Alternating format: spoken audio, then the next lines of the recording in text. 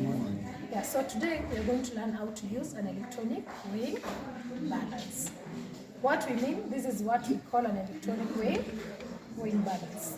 Today we are going firstly to learn about the components of an electronic weighing balance and also how to use it. Why do we call it an electronic weighing balance? You can give a try. Because it uses electricity. Isn't it? Yeah. So the components of an electronic weighing balance, here we have the pan where we use the weighing. Here we have a button which is for powering it on. It's written on and off. Sasa. Yeah, we power it on using the power button. We have a tare button. That is another component which we use to tare the weighing. Sasa. We have the calibration, the mode, and lastly, we have a unit button here. If we want to change the unit from grams, we use this button. So those are the components of a electronic weighing balance. So how do we use an electronic weighing balance? First of all, it comes when it's disconnected, when it's being stored. So the first thing you do, you connect it to the power and firstly connect to the machine. So here is where you connect it. You see this part? Yeah, so here is where we connect. After connecting, now you go and connect it to the socket, isn't it? Yeah, so you connect like this. Now, after you have connected it, you have to make sure it is powered on so that we have the electricity. We switch it on, and also we have an on and off button. We make sure it is switched on. So that is how we power our electronic weighing balance. So before we continue, I want someone else to come and try. How do we power our electronic weighing balance?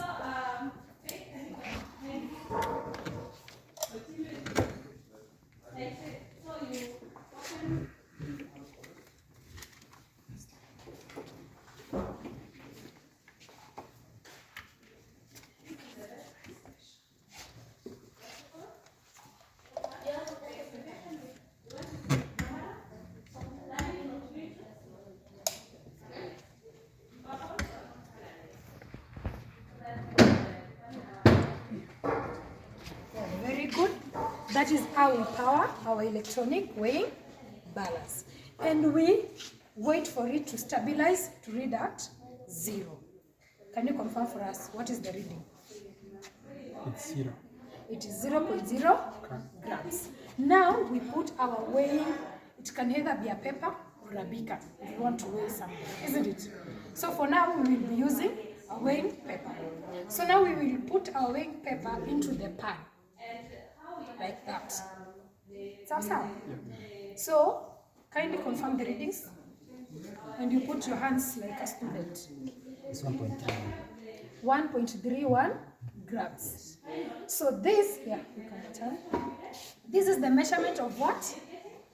A weighing paper, isn't it? Yeah. But as we want to get the measurement of what we want to measure, and today we are going to measure a potassium hydroxide pellets. Sawa? Yeah. So what do? We come and tear. We come and tear using our tearing button. Sawa? Yeah. Gotsma, come and give a try. Very good. Now our measurement is 0.00, isn't it? So what we are going to measure right now, it will not record the measurement of the weighing paper. Sawa? Now what we are going to get is the measurement of the sample that we have. And our sample, being a potassium, being in solid, we are going to use a spatula. Sawa? Yeah. I want someone to come and try. Because it is seabed and it's unsewn. Yeah, Faith, come.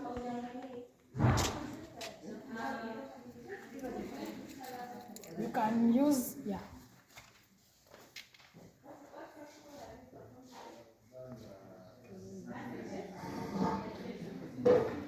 Very good. So Faith has measured 1.65 grams of the solid that we want to measure. If what we wanted was more than these grams, what do? We keep on adding. Yeah, come and give a try. You can add it up to 2.10.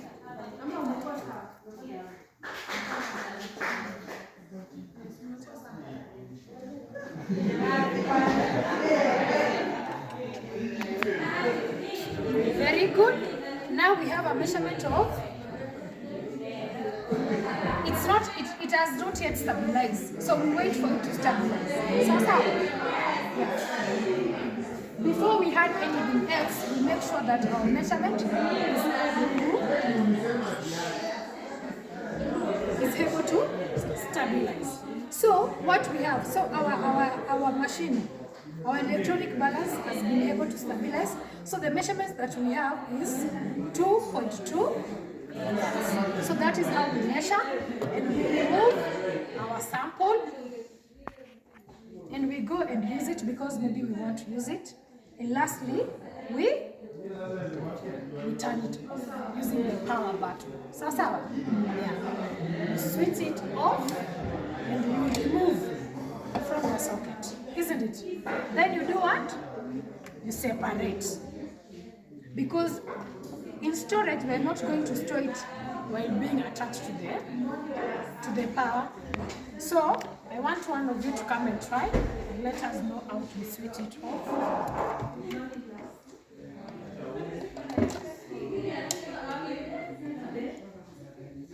Yes, Faith, come and give it a try.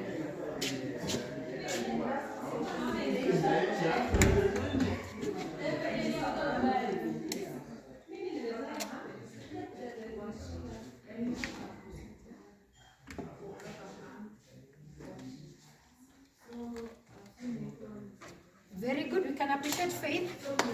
Yeah. That is how we separate it from the socket, and we make sure that it's separated so that we can go and store it properly. And what happened to our sample? We go and use it. If we do not use the paper again, we can use proper deposition. Sasa, we wrap it because we have already contaminated it. We have used our sample and we dispose it. So that is the end of our class.